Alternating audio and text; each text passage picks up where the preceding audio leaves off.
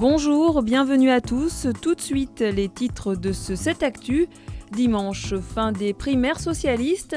Qui de Martine Aubry ou de François Hollande? En Seine-et-Marne, leurs comités de soutien respectifs jouent leur dernière carte. Cueillir ses légumes soi-même, l'idée n'est pas nouvelle, mais sur 13 hectares, c'est déjà plus rare. Épamarne inaugurait ce vendredi la cueillette du Plessis à Chanteloup-en-Brie. Enfin, des collégiens qui créent leur entreprise, c'est possible grâce à l'association Entreprendre pour apprendre et à des enseignants volontaires. Exemple HL dans une classe de 3e.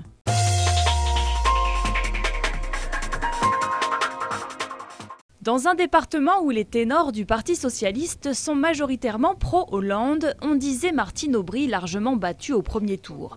Et pourtant, elle s'en est sortie avec les honneurs en Seine-et-Marne, seulement 9 points derrière son concurrent François Hollande, le même résultat qu'au niveau national. Une surprise qui satisfait d'abord les militants qui la soutiennent. Ces derniers affirment cependant que la bataille pour l'emporter au second tour sera très difficile. Nous voulons faire le meilleur score possible, rester le plus proche possible de notre adversaire, si possible le dépasser. Donc pourquoi pas, mais ça va être difficile. Les militants pro-Hollande, eux, partent plutôt confiants, avec les soutiens de Valls, Bailey et Royal et la dernière déclaration de Montebourg. Seulement, la nature même de ces élections rend difficile un pronostic fiable de report des voix, en particulier celle des pro-Montebourg, au niveau national comme à l'échelle du département. Les 17% d'électeurs sont des électeurs qui ne sont pas des militants. C'est donc une expression des Seine-et-Marnais qui est venue produire ce résultat. Et effectivement, les militants pro-Montebourg sur le département sont difficiles à trouver et bien décidés à maintenir le suspense. C'était pas lieu, à l'occasion des primaires, de dire « bon ben voilà, vous avez adhéré à mon programme, donc à ma personne, donc vous m'appartenez ». Je veux dire, ça serait un non-sens de chercher à rendre la parole aux gens pour la leur confisquer immédiatement. Des Seine-et-Marnais qui donneront leur verdict dimanche dans les 154 bureaux de vote du département.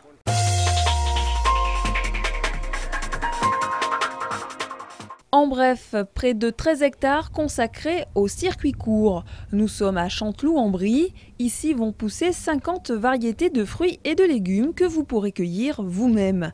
Le tout nouveau magasin a été inauguré ce vendredi en grande pompe. Il est soutenu par Épamarne. Son ambition, réintroduire l'agriculture non intensive dans l'espace urbain.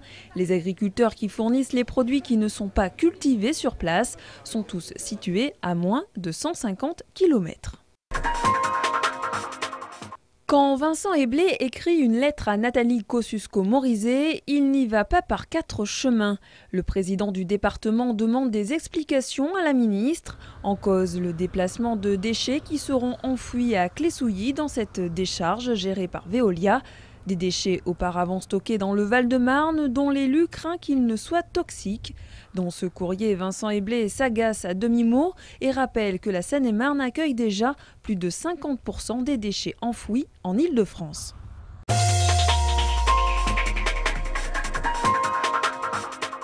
Visite cantonale cet après-midi pour le président du Conseil général Vincent Eblé.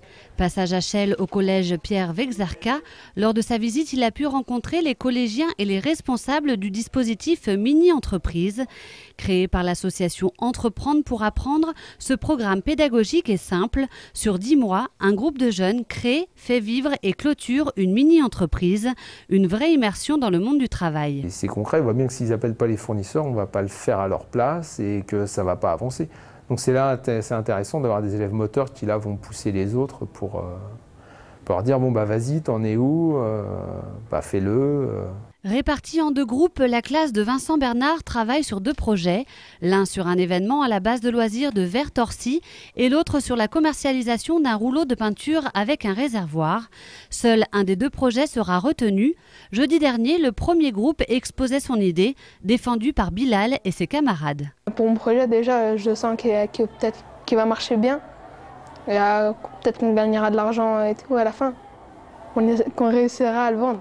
Après le choix du projet, il faut trouver le nom de l'entreprise, chercher un logo, faire un questionnaire pour l'étude de marché et contacter les fournisseurs. Puis il faudra, avant la fin de l'année scolaire, vendre le produit et tenter de gagner de l'argent pour rembourser les actionnaires.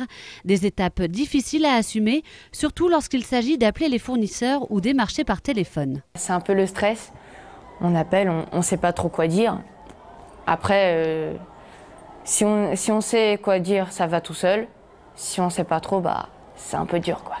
En juin, le projet des élèves de Vincent Bernard sera exposé et défendu au concours départemental puis régional, tout comme celui du plateau réfrigéré, du collier parfumé ou du bracelet personnalisable soutenu les années précédentes.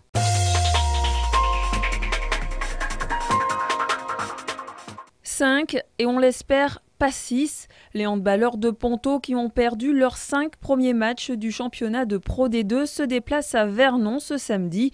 Après un début de saison catastrophique, les Pontellois, bons derniers, ne partent pas favoris.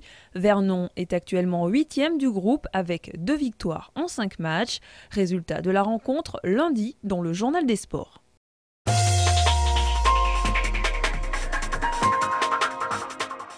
Mais en attendant, dans quelques instants, retrouvez l'agenda du week-end. Laure Dvorak vous dévoile sa sélection sortie.